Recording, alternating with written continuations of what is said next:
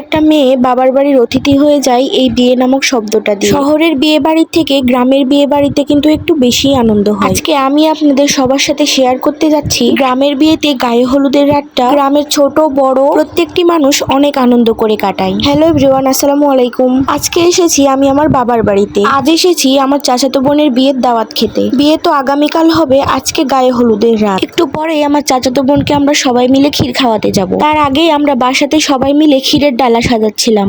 যদিও ডালাতে ক্ষীর ছিল না, বিভিন্ন ধরনের মিষ্টি ফল এগুলোই ছিল। যে স্টেজে বসে আমার চাচাতো বোনকে ক্ষীর খাওয়ানো হবে সেখানে অলরেডি অনেকগুলো মিষ্টি সাজানো আছে। তারপরেও আমরা বড় বোন হিসেবে বাসা থেকে মিষ্টির ডালা নিয়ে গিয়েছিলাম। গ্রামের পাড়া প্রতিবেশীর আবার আত্মীয় স্বজনরা সবাই আমার চাচাতো বোনকে ক্ষীর খাওয়াচ্ছিল।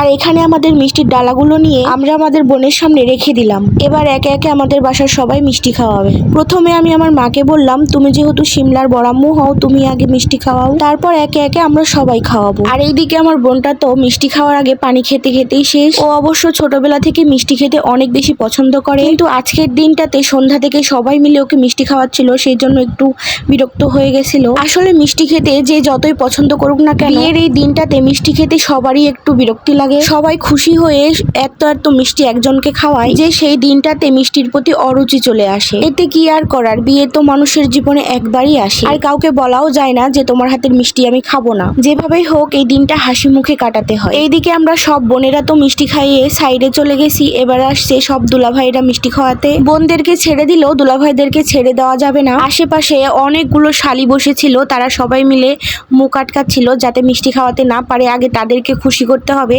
তারপরে বিয়ের কনেকে মিষ্টি খাওয়াতে হবে। আর এখানে শুরু হয়ে গেছে সব দুলাভাইদের সাথে শালিদের দর কষাকষি। আমার এই বোনের বিয়েতে আমাদের সব বোনেদের ইচ্ছা ছিল গায়ে হলুদের রাতে সবাই একই রকমের শাড়ি পরবো, কিন্তু অবশেষে সেটা আর হয়ে ওঠেনি। আজকে বিকেল থেকেই আকাশটা অনেক মেঘলা মেঘলা হয়েছিল, একটু বৃষ্টিও হয়েছে এখানে। আর এই মেঘলা আকাশ আর একটু বৃষ্টির জন্য সন্ধ্যা থেকে একদমই বিদ্যুৎ ছিল না। চারিদিকে আবহাওয়া খারাপের জন্য কেউ আর শাড়ি পরিনি, আমরা যে যার মতো করে সিম্পল একটা করে 3 পিস পরেছিলাম সবাই। মিষ্টি খাওয়ানো শেষ, আমাদের রাতের খাওয়ার পর্বটাও শেষ।